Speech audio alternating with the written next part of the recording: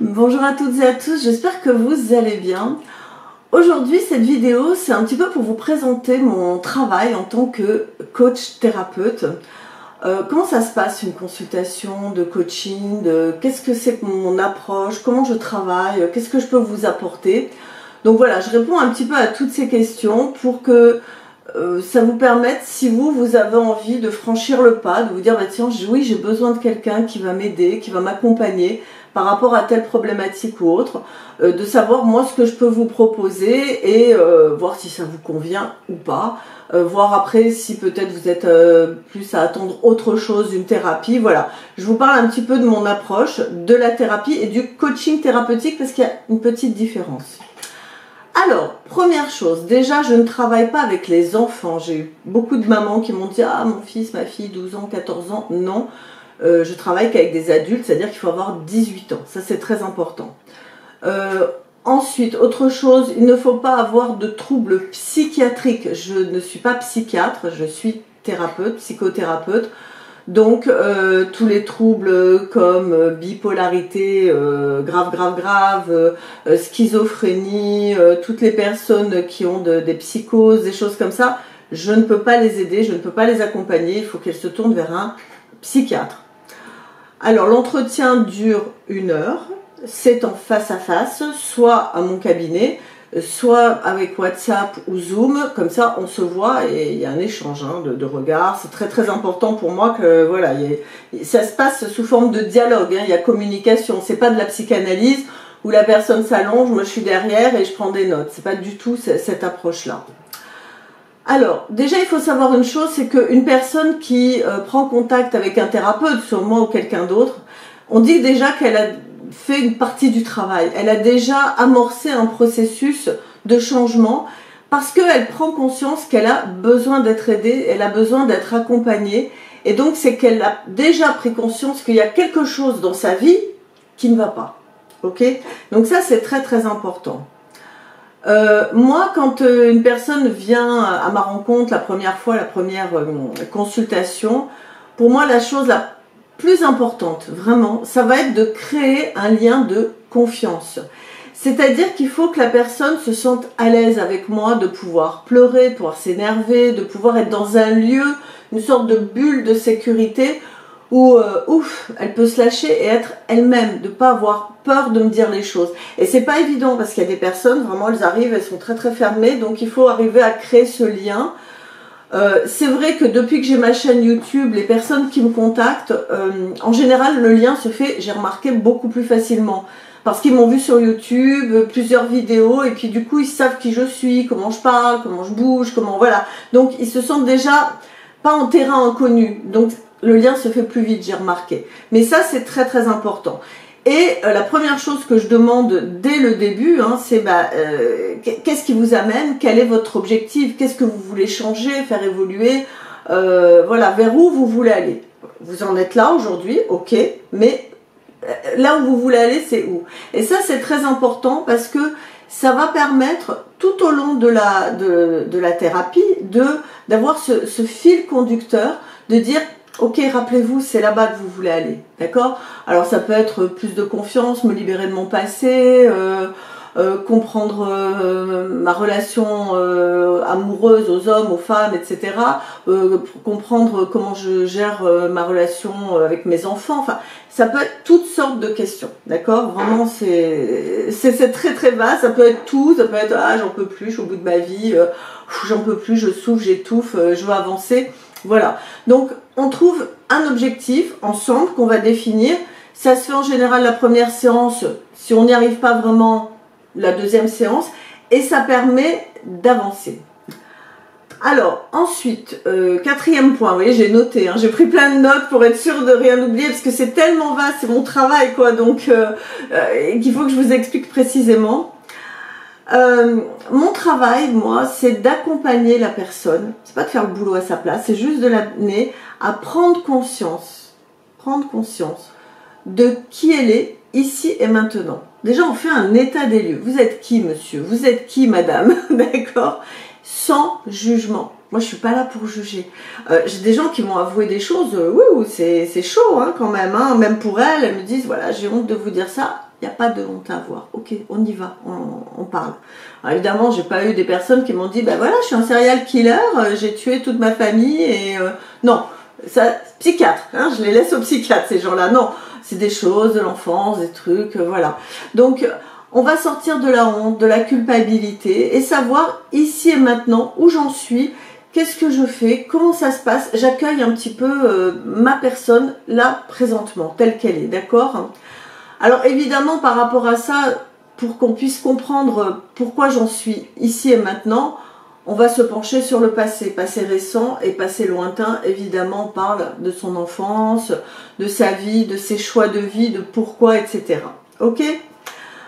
Moi, mon travail, ça va être de comprendre les valeurs de la personne, ça va être de comprendre ses croyances, de comprendre quels sont ses besoins, quelles sont ses attentes, où elle va, pourquoi, comment, d'interroger. Hein. On est beaucoup, moi je pose plein de questions, vraiment des fois je saoule, hein, je reconnais, et je coupe même parfois la parole en disant mais pourquoi vous avez choisi ce mot-là? Pourquoi vous avez dit ça? Vous voyez par exemple quelqu'un qui me dit ah non mais j'étais très jolie, ah mais j'étais très jolie, ah mais j'étais très... Et puis d'un coup je lui dis mais pourquoi vous dites j'étais? Qu'est-ce qui se passe? Pourquoi au présent vous vous trouvez plus jolie? Voilà, je vous prends un exemple banal, mais donc il y a vraiment une étude, moi j'écoute avec attention ce que me dit la personne, je rebondis et je pose des questions, pour que la personne se rende compte que, ah oui, j'ai dit ça, ah tiens, c'est étonnant. Ben, je pense que c'est par rapport à ça, et doucement, dans l'entretien qu'on va avoir, il va comprendre, la personne en face de moi va comprendre qui elle est, et un peu arriver à faire l'état des lieux.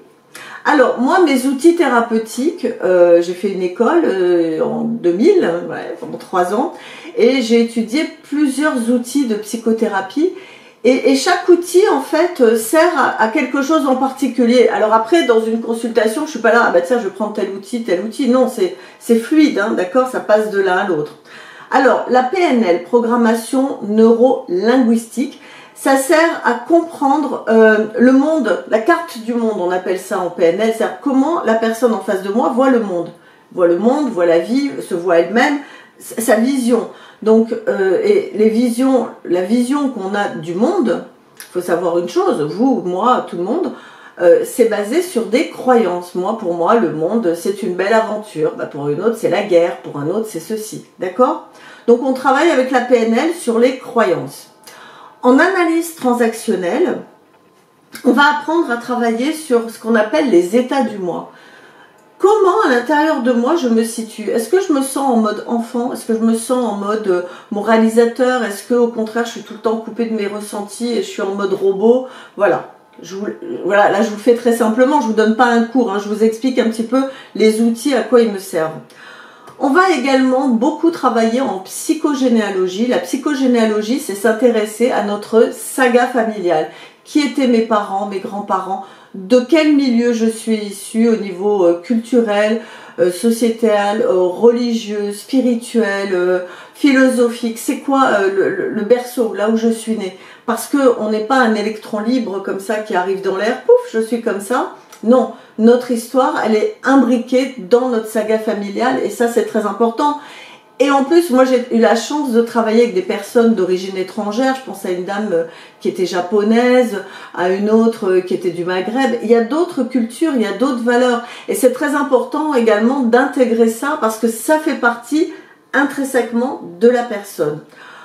Je travaille également en hypnose. C'est pas mon outil principal parce qu'il y a beaucoup d'hypnothérapeutes qui ne sont qu'hypnothérapeutes. Moi non, donc c'est très rare quand quelqu'un m'appelle, me dit oh, je voudrais faire des séances d'hypnose. Je dis attendez, on va un petit peu discuter avant, avant d'aller dans l'hypnose. L'hypnose, c'est vraiment un accompagnement. Il y a des fois des thérapies où j'utilise pas du tout l'hypnose, puis d'autres où je vais effectivement l'utiliser énormément. Je pense à une jeune fille qui avait fait une tentative de suicide et qui est venue me voir. On avait 2 séances par semaine. Hein. Là, il y avait vraiment urgence parce qu'elle était dans un état de détresse absolue. Et elle n'arrivait pas à parler, quoi. C'était compliqué. Donc, on a énormément travaillé en hypnose. Mais ce n'est pas le cas général. Moi, l'hypnose, je l'utilise comme ça. Et l'hypnose va me permettre, et va permettre à la personne qui me consulte d'aller chercher ce qu'on appelle des états ressources, d'aller rechercher à l'intérieur d'elle-même des forces, de se renforcer psychologiquement pour aller mieux. Voilà. Je travaille également, si on a besoin, avec le décodage biologique. Le décodage biologique, c'est comprendre le sens d'une maladie. Il y a des personnes qui, par exemple, ont une sclérose en plaques, du diabète, des choses comme ça. On va essayer de comprendre qu'est-ce qui fait que j'ai eu cette maladie, un cancer, bon, voilà, toutes les maladies.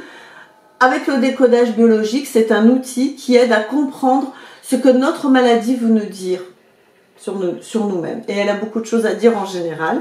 Et j'ai d'autres outils comme ça que j'ai rajoutés au fur et à mesure de mes formations, des séminaires. La communication non violente, qui est très très bien dans tout ce qui est blocage de communication dans le couple, au travail, avec les enfants, etc. Ça, c'est un outil aussi que j'utilise très souvent. Et je travaille également parce que j'ai quand même beaucoup étudié un psychanalyste qui s'appelle Jung. J'ai pas fait de formation, mais je l'ai étudié quand même. Par moi-même, hein, voilà, j'ai lu des livres et tout ça. Et d'ailleurs, je vous ferai une vidéo sur lui, il s'appelle Jung.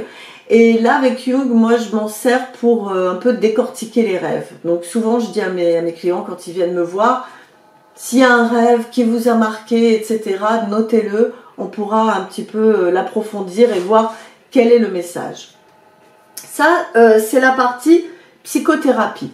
La partie coaching, en fait, c'est une participation de mon client, de mon patient, au travail qu'on est en train de faire. C'est-à-dire que je vais lui donner du boulot à faire. Voilà, entre deux séances, il va y avoir soit ça peut être lire un livre, ça peut être des questions qu'on a posées, bah, vous cherchez les réponses, vous écrivez, écrire vos rêves.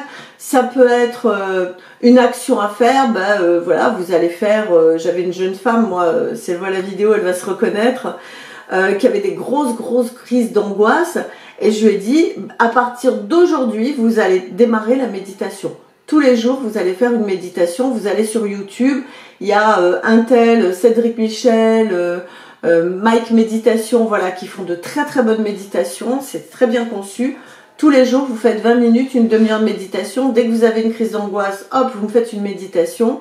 3 semaines, 1 mois, 2 mois, même pas 2 mois après, elle n'avait pratiquement plus de crise d'angoisse. Mais parce que c'était des crises graves, hein, vraiment à tomber dans les pommes, voilà. Donc voilà, je donne des outils, je dis on va faire ça, des lectures. Il y en a une fois je lui ai dit, bah écoutez, elle a eu une enfance assez douloureuse, difficile, vous allez vous acheter une poupée, vous allez jouer à la poupée. Oui, je sais, ça peut paraître délirant, mais c'est des choses qui sont utiles et qui font du bien à la personne. Une autre, je lui dis, bah vous allez faire le ménage, voilà, en fonction, hein, vraiment, c'est au feeling. Alors attention, moi je suis pas une maîtresse d'école, je suis pas là à mettre des bons points, des mauvais points, vous l'avez pas fait, c'est pas bien, 3 coups de bâton, non. Si je vous donne à lire un livre, j'avais une de mes clientes en thérapie, je lui donnais des livres à lire, elle les lisait jamais, j'en pouvais plus. Donc je lui disais, je vous en supplie, au moins celui-là, il y en avait un, je voulais absolument qu'elle le lise. Je dis, je vous en supplie, même 3 pages par semaine, mais lisez-le quoi. Bon, elle a fini par le lire, mais voilà, et ça permet d'avoir une approche, j'ai envie de dire, où on s'approprie sa thérapie. Où la thérapie, c'est pas juste, je vais voir mon psy, blablabla pendant 1 heure, je m'en vais, ma vie repart. Non, on met en place quelque chose, et toutes les personnes qui travaillent avec moi ont un journal de bord. Et elles viennent à la séance, ou en virtuel, hein, c'est pareil. Et allez, on y va, on écrit, on note, il y a des choses, je dis bah vous allez noter ça, vous allez noter ça. Et c'est vrai que moi j'ai des patients qui ont fait des thérapies pendant 6 mois, 1 an, voire un peu plus. Et elles me disent c'est génial parce que je relis des choses, des questions et tout. Et on a un suivi de son travail. Et ça pour moi c'est très très important, ça devrait être, j'ai pas envie de dire obligatoire, j'aime pas ce terme, mais important dans une thérapie. Voilà. Alors, ça c'est vraiment les outils. Donc pendant la thérapie, en fait, le consultant va apprendre des choses, va se découvrir. Déjà, la première chose, c'est que la personne qui me consulte va apprendre à faire ses propres choix, à prendre ses propres décisions. On va apprendre aussi à gérer les émotions. Hein. Les gens, ils partent dans la colère au quart de tour, ou ils pleurent pour un rien, voilà.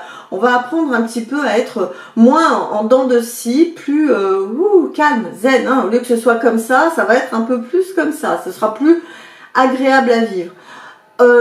Elle va apprendre aussi à affirmer qui elle est au plus profond d'elle-même et à se débarrasser de ce qui n'est pas elle-même.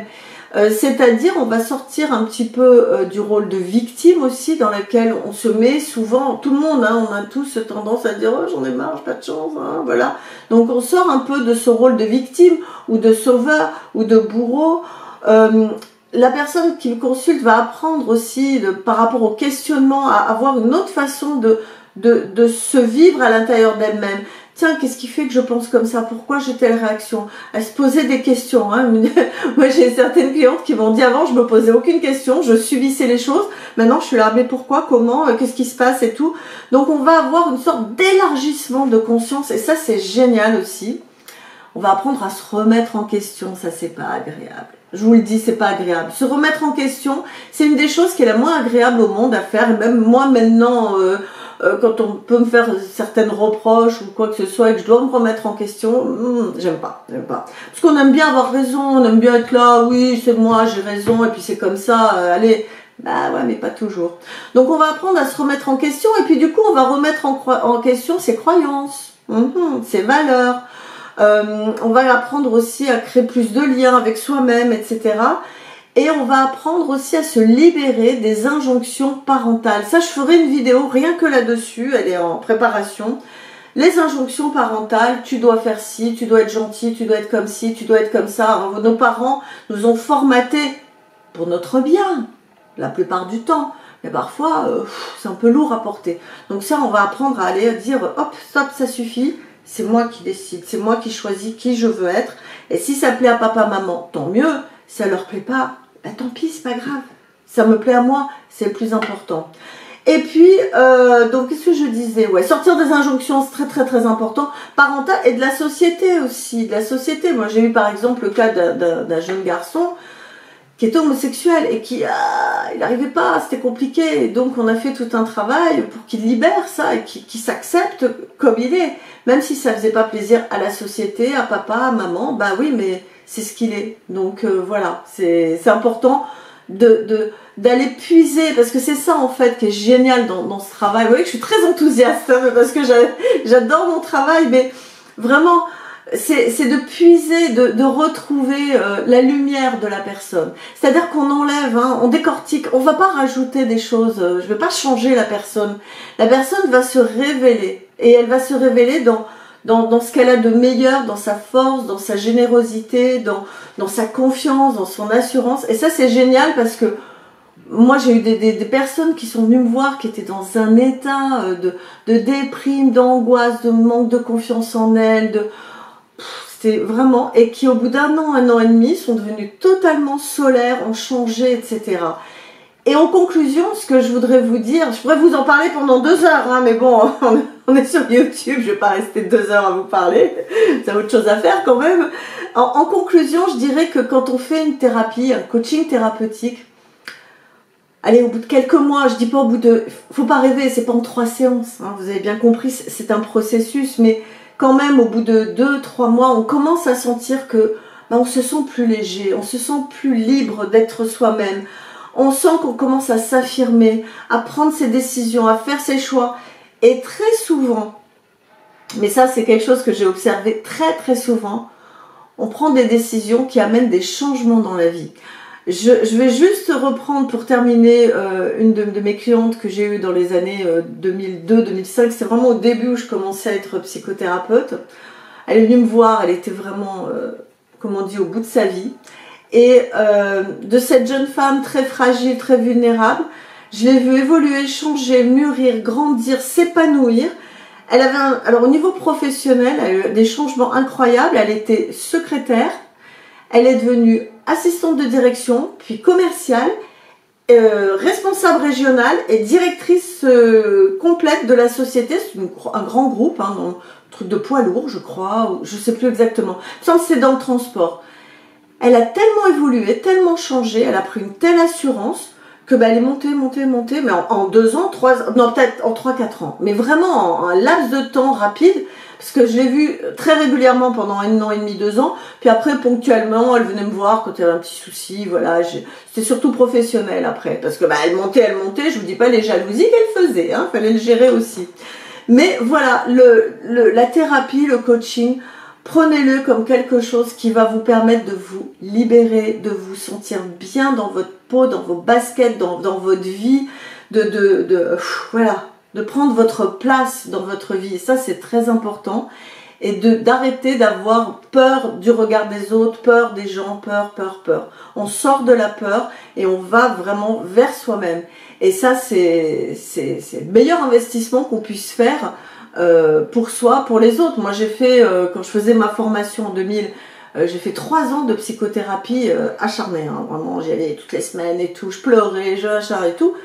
Mais quel changement, quoi, quelle libération. Donc voilà, je vous encourage, si vous avez besoin, que vous sentez que vous êtes dans une période de doute, de remise en question, d'angoisse, faites-vous accompagner par moi si vous voulez, avec grand plaisir évidemment, par quelqu'un d'autre si vous connaissez d'autres personnes, peu importe, mais ne restez pas dans votre souffrance. Voilà, le message que j'ai envie de vous faire passer, ne restez pas dans votre souffrance. Ok ?